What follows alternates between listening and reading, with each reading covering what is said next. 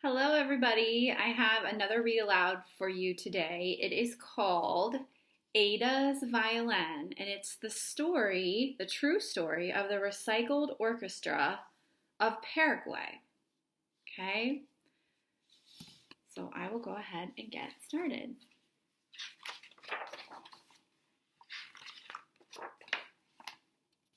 All right, let's make sure you guys can see okay.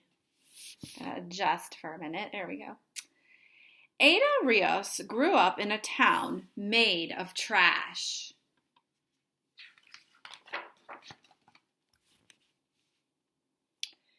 Every morning at dawn, Ada heard the first garbage trucks rumble and roll down the road to Katura. Beep, beep, beep. Backing into the landfill, they tipped their loads up and crash. The trash came tumbling down, 1,500 tons each day. Ada and her friends watched as the gancheros, that means recyclers, scrambled, tearing into plastic bags with long-handled hooks, pushing aside moldy produce and grabbing anything they could recycle or sell. The going rates? 5 cents for a pound of cardboard, 10 cents for a pound of plastic.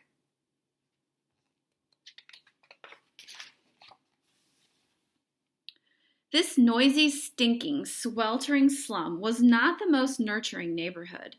Ada watched, eyes wide, but she didn't say much. And yet she liked to imagine each garbage truck was a box of surprises. One never knew what might be inside. Her father had found appliances, toys, perfumes, and antique watches. One woman even discovered a small box full of gold jewelry. Little did Ada know there was a bigger surprise waiting for her in the landfill.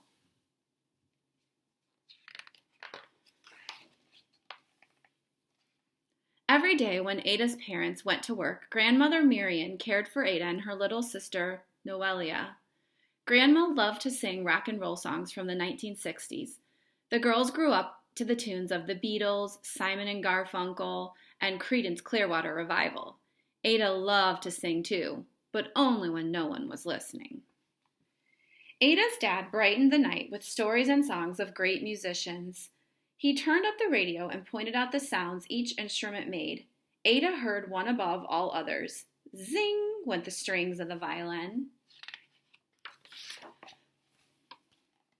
When the girls started school, Grandma returned to work as a recycler, collecting bottles and cans in the city. Classes let out at noon. Young Ada was in charge of Noelia until her parents were done with work. At first, the girls stayed close to home, playing with Grandma Marian's doggies and making sand cakes in the dirt. Soon they joined their cousins, playing hide and seek or a game of handball in the streets. In time, they ventured farther afield, walking down to the bodega to get candy.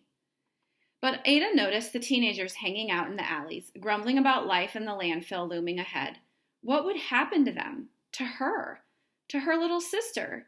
She watched as the older kids turned to gangs and got into fights. One day, when Ada was 11 years old, her grandmother saw a sign posted on the wall of a chapel. How Grandma had longed to learn music. Too late for her, maybe, she thought, but not for her granddaughters. She signed them up without asking them, or their parents.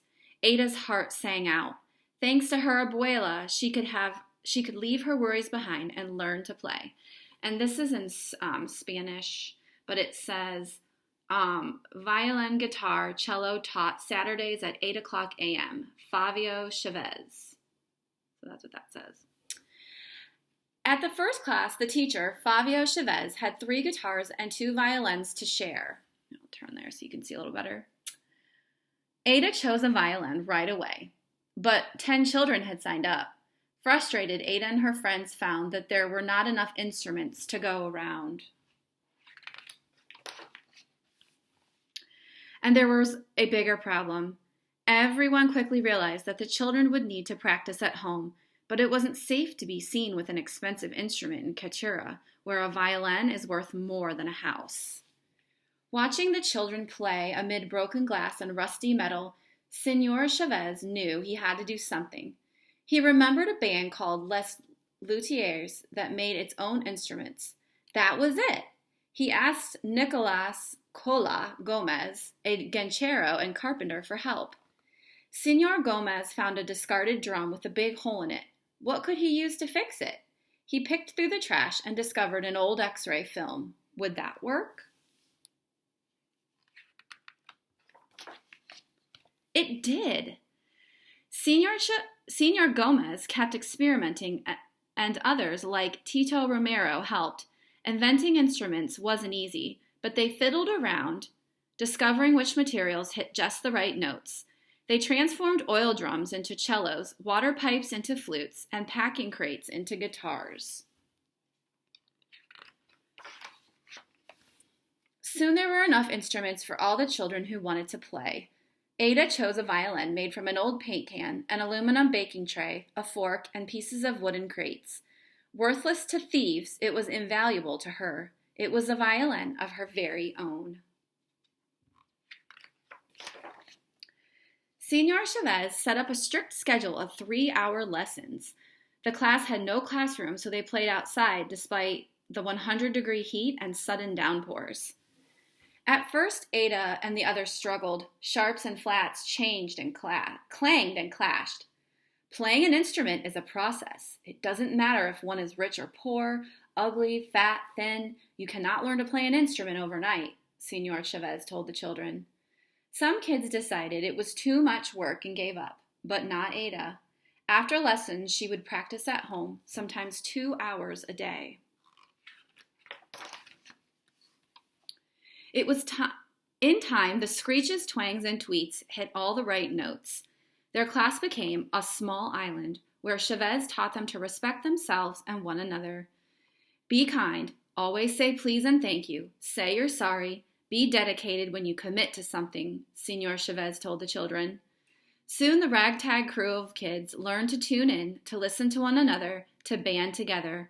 The recycled orchestra was born. From then on, there was something new in the air in Catura.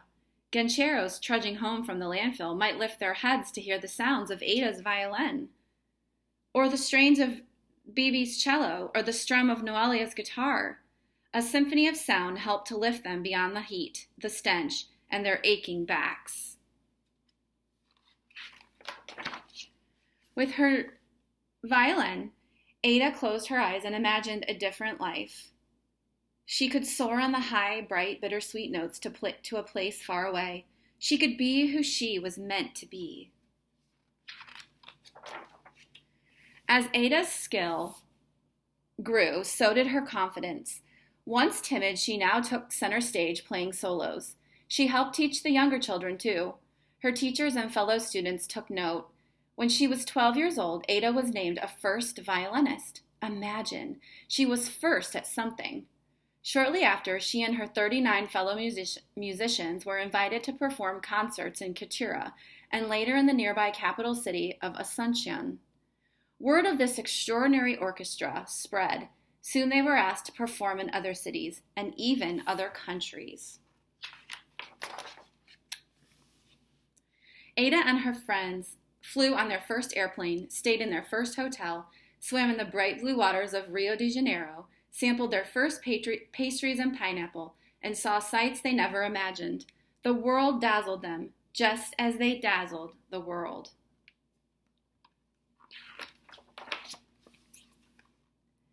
When Ada was 16, the orchestra received a very special invitation. They were asked to tour with a world-famous rock band.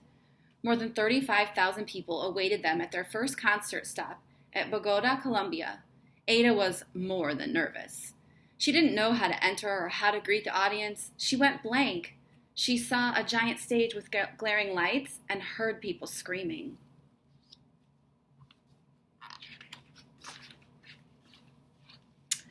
But she didn't have to worry. As the recycled orchestra took the stage, the people who had paid to see the rock band cheered for them. The enormous audience sang and swayed to the music as the orchestra played.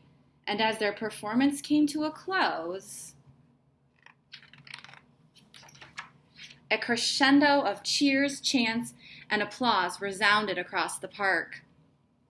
The astonished kids bowed, grinning at one another. They had discovered the surprise waiting in the landfill. Buried in trash was music. And buried in themselves was something to be proud of. And that is the end of the story.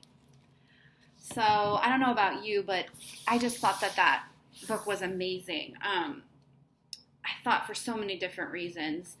First of all, I think there were so many good messages this book had to offer about the power of positive thinking, right? Using our optimism that we know so well. Sometimes when something seemingly seems ugly or unuseful, it can end up being quite magical, and as Ada said, invaluable.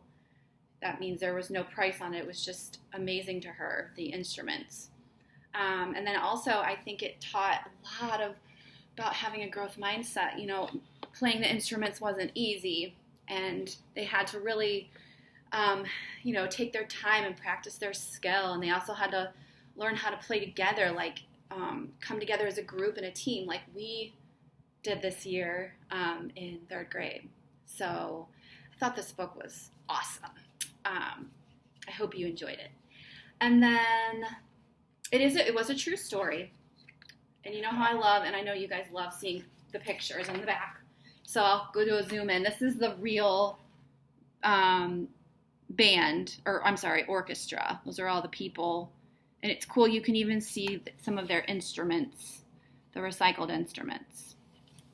And then there is an author's note from the author. She visited Ada Rios' town in Catura, and it's in Paraguay, which is in South America. So we live in North America. This is in South America.